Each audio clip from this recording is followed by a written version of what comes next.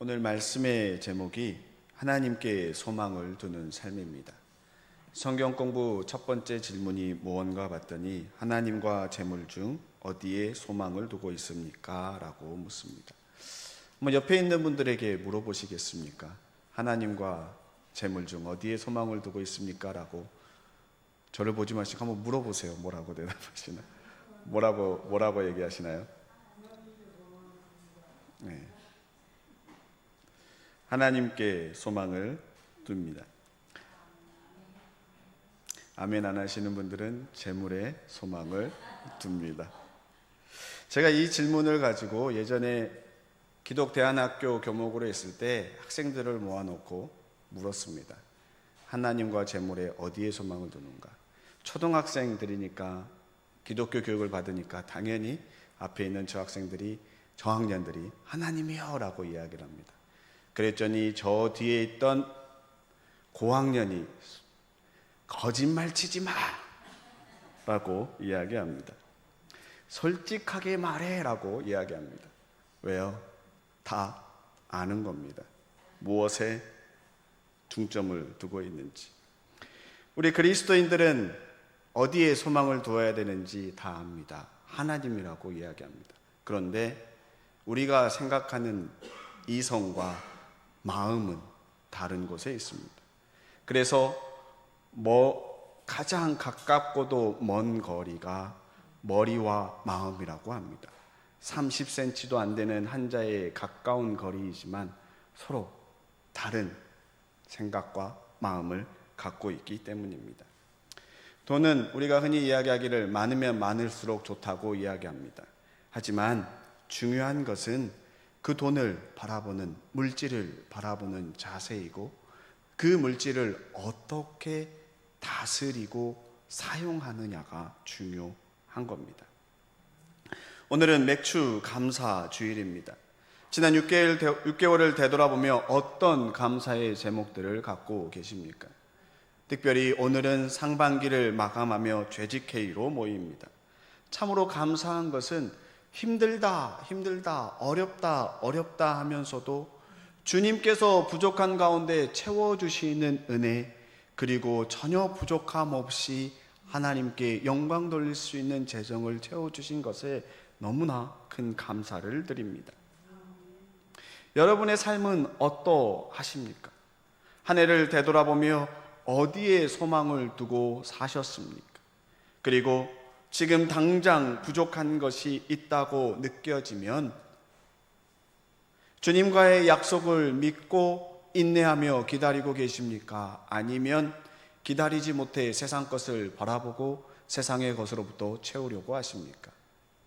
오늘 저와 여러분들이 읽은 구약 출애굽기 말씀은 봉독하면서도 이 말씀이 왜 있지라고 생각했을지 모릅니다. 분명 모세가 이스라엘 백성을 이끌고 홍해를 건너고 약속의 땅으로 가는 과정 가운데 시내산에 이릅니다.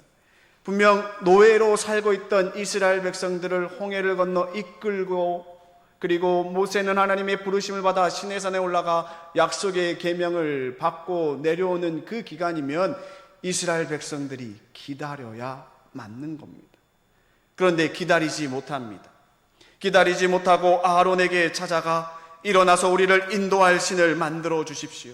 우리를 이집 땅에서 올라오게 한 모세라는 사람은 어떻게 되었는지 모르겠습니다 라고 이야기합니다.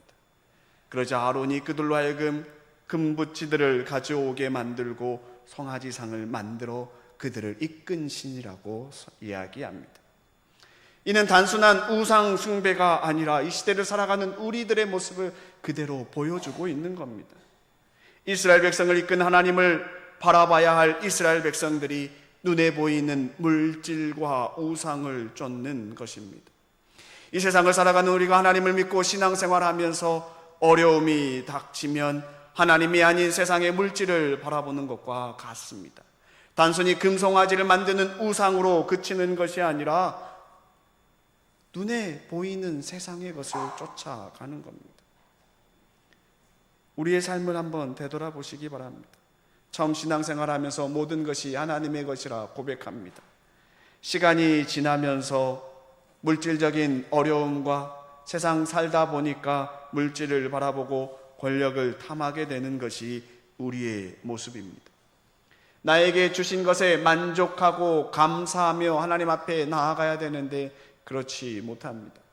제가 선교단체에서 있으면서 수많은 선교사님들을 훈련하고 교회를 섬기면서 한결같이 하는 고백이 무엇이냐면, 내 삶의 부족함에도 불구하고 하나님의 것, 선교의 물질을 먼저 구별하여 드릴 때 하나님께서 채워주시는 걸 고백하는 걸 보게 됩니다. 교회도 마찬가지입니다. 저희 교회는 빚이 없지만 교회에서 모든 재정을 쓰고 남는 것을 선교에 바치는 것이 아니라 먼저 하나님의 것, 선교의 물질을 구별하여 드릴 때 하나님께서 채워주는 겁니다. 빚이 있다고 해서 빚을 다 갚고 선교하겠다는 것이 아니라 빚이 있음에도 불구하고 하나님의 복음을 전하는 일에 먼저 구별해 드릴 때 하나님께서 그 모든 걸 채워주는 것이 일반적인 교회들의 고백입니다. 이와 같이 먼저 구별하여 드릴 수 있는 것에 대해 바울은 디모데전서에서 이렇게 이야기합니다. 자족하는 마음이 경건에 큰 유익이 된다. 왜냐하면 우리는 이 땅에 올 때 아무것도 가지고 온 것이 없습니다. 그러함에도 불구하고 먹을 것이 있고 잘 곳이 있고 입을 것이 있는 것에 감사해야 되는데 그렇지 못합니다. 언제 감사가 사라지냐면 비교하는 순간 사라집니다. 우리 집은 이런데 저 집은 출발점부터 다르네. 우리 안에, 내 안에 있는 부족한 것을 보게 되고 상대적인 박탈감을 느끼게 되고 없음으로 인하여 불평하기 시작하고 자족하는 마음이 사라지고 더 가지려는 마음을 갖게 되면 무슨 일이 일어나는지 바울은 디모데전서 6장 9절에 이렇게 이야기합니다. 부하려 하는 자들은 시험과 올무와 여러 가지 어리석고 해로운 욕심에 떨어지다니 곧 사람으로 파멸과 멸망에 빠지게 하는 것이라. 돈을 사랑함이 일만 악의 뿌리가 되나니 이것을 탐내는 자들은 미혹을 받아 믿음에서 떠나 많은 근심으로써 자기를 찔렀도다라고 기록합니다. 돈을 사랑하면 일만 악의 뿌리가 된다라고 이야기합니다. 돈을 사랑하면 얼마나 무서운지 우리는 뉴스를 통해 많이 듣습니다. 상상하기도 힘든 범죄, 사람을 잡아다가 장기 매매를 합니다. 왜요? 돈 때문에. 부모와 자녀를 사고사처럼 위장해서 죽이고 보험금을 받으려는 이유도 다 돈을 사랑하기 때문입니다. 일만 악의 뿌리가 된다라는 겁니다. 그럼 어떻게 해야 되는가? 오늘 함께 보는 누가복음 16장 말씀은 예수님께서 제자들을 향하여 불의한 청지기에 대한 이야기를 합니다. 이 이야기를 들으며 여러분들은 어떤 생각이 떠오르는지 한번 보시기 바랍니다. 예수님께서 비유로 뭐라고 이야기하시냐면 한 부자가 있고 그의 재정을 관리하는 청지기가 있습니다. 그런데 그 청지기가 주인의 재산을 마음대로 탕진한다는 소문을 듣고 청지기를 불러 이렇게 이야기합니다. 자네를 두고 말하는 것이 들리는데 어찌된 일인가? 자네가 맡아보던 청지기 일을 정리하게. 이제부터 자네는 그 일을 볼 수 없네. 사실상 청지기를 해고한 겁니다. 통보를 했습니다. 이 해고를 당한 청지기는 어떻게 살까 고민합니다. 농사를 짓자니 힘이 없어서 못할 것 같고, 그러자니 여기저기 빌어먹자니 창피해서 못할 것 같고, 자기가 이때까지 해온 것은 청지기 일밖에 없어서 어떻게 해야 될까 고민합니다. 그러면서 생각해낸 방법이 이 직분에 쫓겨나도 자신을 사람들이 맞이할 수 있게끔, 환대할 수 있게끔 조치를 취하는데, 그 방법이 무엇이냐면 자기 주인에게 빚진 자들을 하나씩 불러 모아서 빚을 탕감해 줍니다. 빚쟁이들을 불러서 한 사람씩 묻습니다. 당신이 내 주인에게 빈 빚이 얼마입니까? 그러자 빚진 자들이 나는 기름 100마리요, 나는 밀 100섬이라고 이야기합니다. 그러자 청지기는 자신이 갖고 있는 빚 문서를 그들에게 주면서 빚을 탕감해 줍니다. 기름 100말은 50말로, 밀 100섬은 80섬으로 각각 줄여서 적게 합니다. 다시 말해 빚진 자가 직접 기록을 해야 법적인 효력이 있기 때문에 이야기하고 적게끔 합니다. 그리고 빚진 자들은 청지기가 불러서 탕감해 주니까 너무나 좋아하고 되돌아갑니다. 불의한 청지기는 자기 재산이 아닌 주인의 재산을 자신이 해고된 이후에도 살아가기 위해서 탕감해 주는 방법을 택한 겁니다. 그런데 놀라운 사실은 이 사실을 안 주인이 청지기를 칭찬합니다. 이 이야기를 듣고 여러분들이 드는 생각은 무슨 생각입니까? 아니, 자기 재산도 아닌 주인의 재산을 마음대로 탕감했는데 칭찬을 한다고? 우리는 도저히 이해가 되지 않습니다. 이건 분명 어떻게 보면 나쁜 말로 사기를 친 거고 횡령을 한 거기 때문에 받아들일 수 없는 일입니다. 그것은 우리가 여전히 재물에 관심이 있고 재물에 소망을 두고 있기 때문에 그 줄어든 것에만 관심을 갖고 있기 때문에 그와 같은 생각을 하는 겁니다. 주인의 입장이면 여러분은 어떻게 하시겠습니까? 내가 뭔데 내 마음대로 탕감을 해. 너가 그것을 갚어 하든지 아니면 이자로 더 갖고 와라고 이야기할 수 있습니다. 하지만 부자는 청지기를 칭찬했습니다. 왜냐하면 부자는 처음에 청지기가 마음대로 자기의 재산을 낭비한다는 소문을 듣고 더 이상 그 부당한 방법으로 같은 죄를 범하지 않도록 하기 위해서 그 일을 못하도록 그만두게 한 겁니다. 범죄의 손길로 그만두게 했을 때 청지기는 자신이 할 수 있는 일을 통해서 이후에 살 길을 찾아갔으니 칭찬을 한 겁니다. 돈에 소망을 둔 삶이 아니라 사람을 살리는 것에 초점을 둔 것입니다. 여전히 돈에 소망을 두고 있으면 돈이 줄어든 것만 보이는데 아니요, 사람의 초점을 맞추게 되면 그 사람이 앞으로 어떻게 살아가게 될지 우리는 관심을 갖고 보아야 하는 겁니다. 부자의 입장에서 손해를 봤으니까라고 이야기할 수 있지만 아니요, 부자의 입장에서는 그것보다 이 청지기가 더 이상 나쁜 짓을 하지 아니하고 사람답게 살아가기를 원했던 겁니다. 정말 돈에 소망을 둔 악한 청지기라면 이렇게 했어야 되는 거예요. 빚을 탕감해 주면서 집주인한테는 100마를 50말로 적었으니까 50말 감했으니까 30말은 나에게 가져와 하고 내가 재산을 챙겼다면 정말 악한 자이지만 그렇게 하지 않았던 겁니다. 그리고 청지기가 한 빚의 탕감은 결론적으로 그 부자에 대해서도 좋은 인식을 심어준 겁니다. 부자와 청지기와 빚을 탕감받은 사람이 다 한 동네에 사는 사람들이, 한 마을에 사는 사람들이. 주인은 그것을 탕감해 주었기에, 부자는 그것을 탕감해 주었기에 탕감받은 빚진 자들은 그 주인을 기뻐 받아줄 것이고 좋게 생각할 것이고 또 청지기에 대해서 환대하면서 함께 살아갈 수 있는 겁니다. 여전히 이해가 안 가는 것은 우리는 여전히 돈의 계산만 하고 있기 때문에 이해가 안 되는 겁니다. 하지만 돈은 우리가 이 세상 살아가는 데 필요한 것이지 그것이 소망이나 목적이 되어서는 안 됩니다. 왜냐하면 예수님께서 분명히 이야기하시기를 불의한 재물로 친구를 사귀어라. 그래서 그 재물이 없어질 때에 그들이 너희를 영원한 초소로 맞아들이게 하여라. 재물에 소망을 두지 말고, 물질은 이 세상을 살아가는 수단이고 방법이기 때문에 그 물질을 통하여서 어떻게 살아가야 될지, 주의 복음을 전하는 일에, 세상 사람들이 주님을 영접하는 일에 더 관심을 가지라는 것. 그러면서 예수님께서 하시는 말씀이, 지극히 작은 일에 충실한 사람은 큰 일에도 충실하고 지극히 작은 일에 불의한 사람은 큰 일에도 불의하다.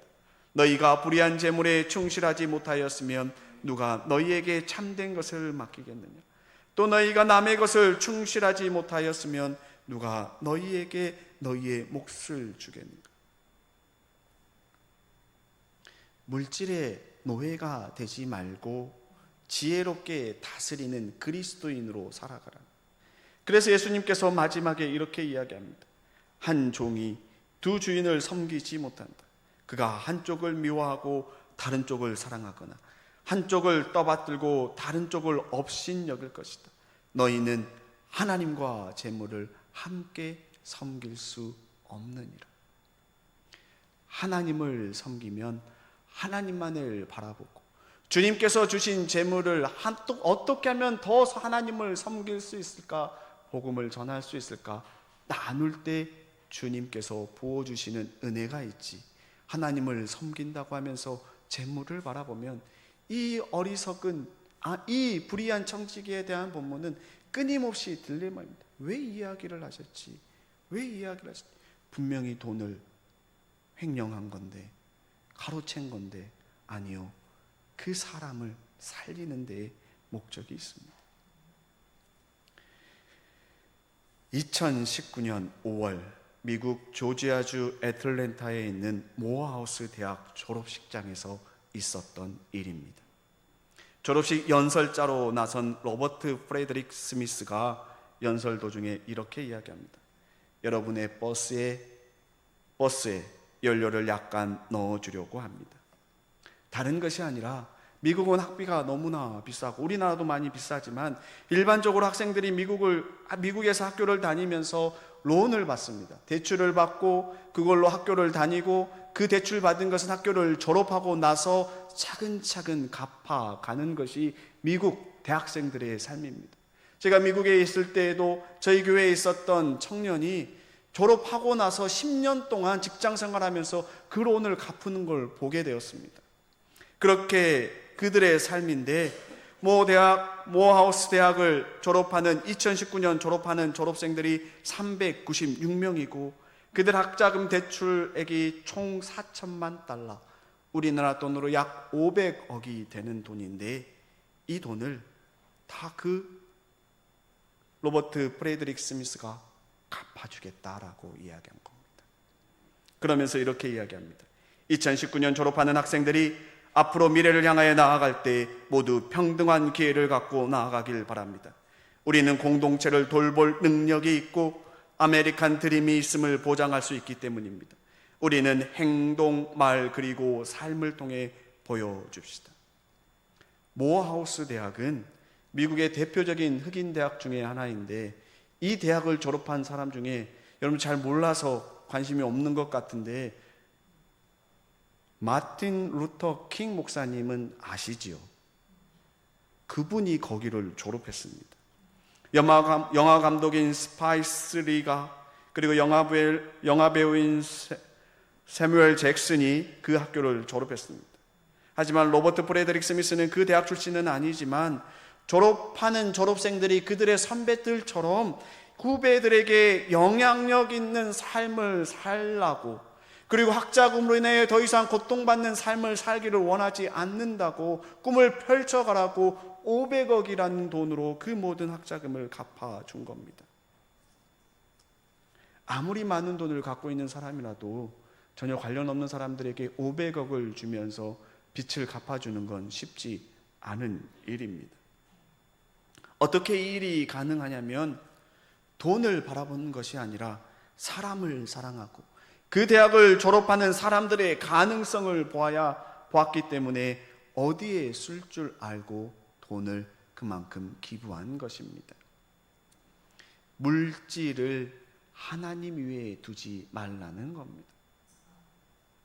바울은 디모데전서에서 다음과 같이 이야기합니다. 하나님의 사람이여, 그대는 이 악한 것들을 피하십시오. 의와 경건과 믿음과 사랑과 인내와 온유를 쫓으십시오. 믿음의 선한 싸움을 싸우십시오. 영생을 얻으십시오. 하나님께서는 영생을 얻게 하시려고 그대를 부르셨고 또 그대는 많은 증인들 앞에서 훌륭하게 신앙을 고백했습니다. 하나님의 사람들이 이 세상 살아가면서 바라보고 싸워야 할 것은 세상의 물질이 아니라 돈이 아니라 영생과 복음을 이야기하는 겁니다.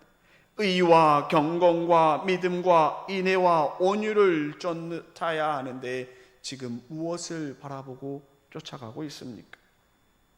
바울은 계속해서 이야기합니다. 나는 만물에게 생명을 주시는 하나님 앞과 본디오 빌라도에게 훌륭하게 증언하신 그리스도 예수 앞에서 그대에게 명령합니다.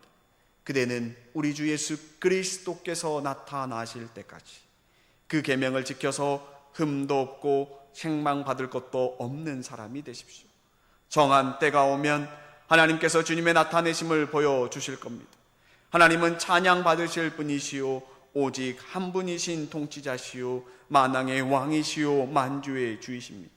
오직 그분만이 죽지 않으시고 사람이 가까이 할 수 없는 빛 속에 계시고 사람으로서는 볼 일이 없고 또 볼 수도 없는 분입니다. 그분에게 존귀와 영원한 주권이 있기를 빕니다. 우리 주 예수 그리스도께서 나타나실 때까지 그 계명을 지켜서 흠도 없고 책망받을 것도 없는 사람이 되라는 겁니다. 물질을 쫓는 것이 아니라, 그리고 때가 되면 하나님께서 주님의 나타나심을 보여주신다라고 이야기합니다. 근데 문제는 우리가 그 때를 기다리지 못하는 것. 주님을 사랑하십니까?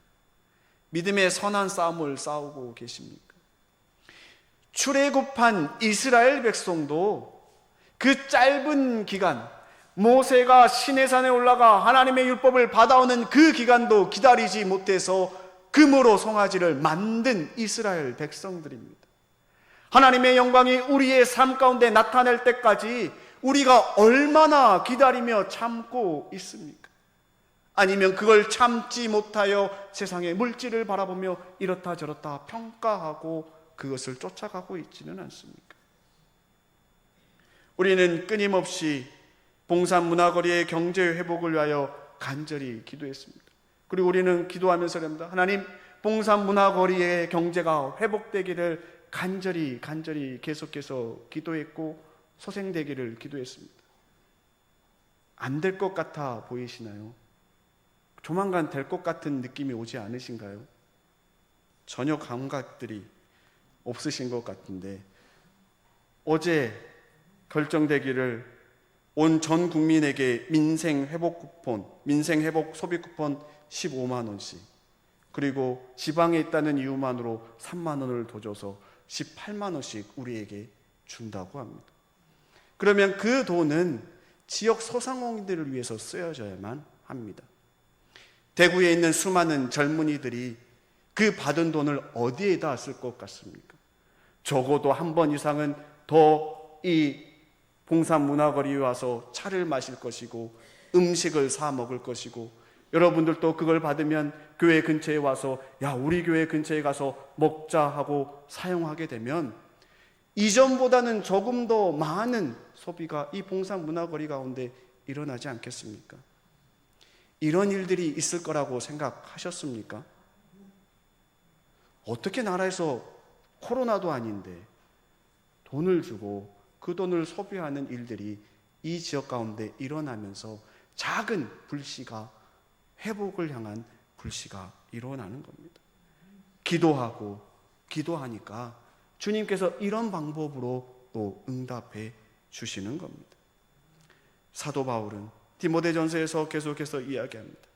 이 세상의 부자들에게 명령하여 교만해지지도 말고 덧없는 재물에 소망을 두지도 말고 오직 우리에게 모든 것을 풍성히 주셔서 즐기게 하시는 하나님께 소망을 두라고 하십시오. 또 선을 행하고 좋은 일을 많이 하고 아낌없이 베풀고 즐겨 나누어 주라고 하십시오. 그렇게 하여 앞날을 위하여 든든한 기초를 쌓아서 참된 생명을 얻으라고 하십시오. 어디에 소망을 두고 생활하고 계십니까? 재물에 소망을 두면 쓰지 못하고 모아둡니다. 누가복음 12장에 보면 예수님께서 부자를 두고 어리석다고 이야기했습니다. 왜냐하면 많이 모아뒀는데 예수님께서 오늘 밤 내가 내 생명을 거둬가면 어떻게 하겠느냐라고 이야기한 겁니다.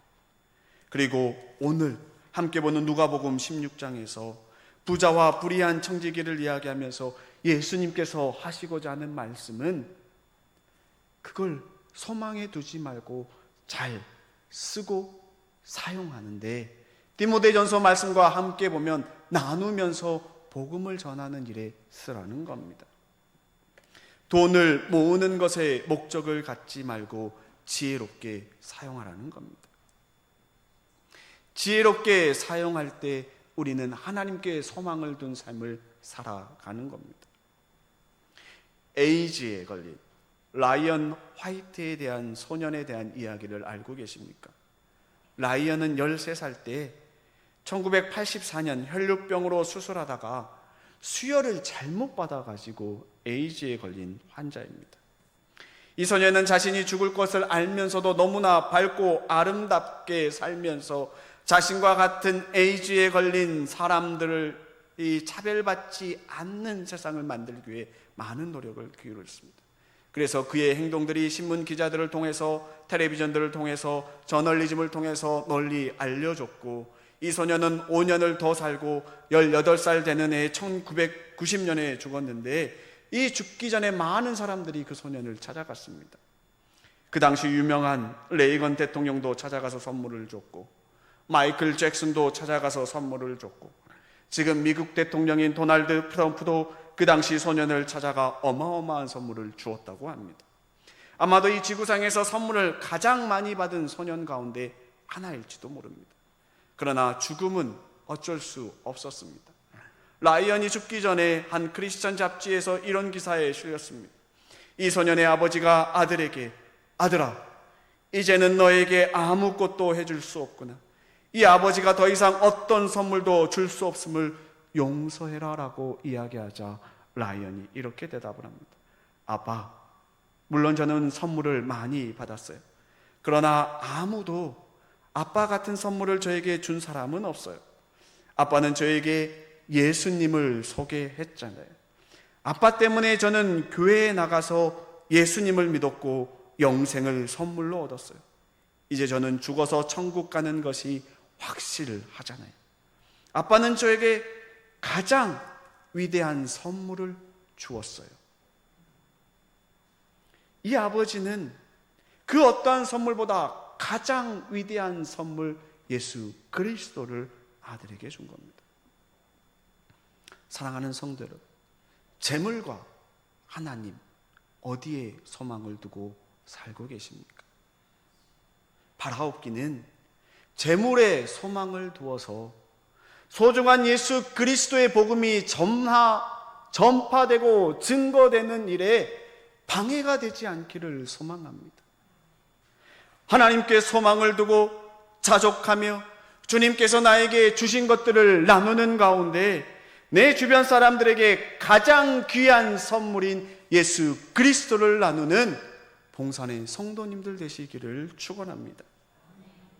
그 삶은 예수님을 바라볼 때 누가복음 16장에 기록된 것처럼 재물 얼마 이 계산을 따지는 것이 아니라 정말 이 시대에 살아가는 사람들이 그리스도인으로 어떻게 살아가야 할지, 어떻게 복음을 나누며 살아가야 할지에 초점을 두면 그 물질이 그렇게 크게 보이지 않는 겁니다.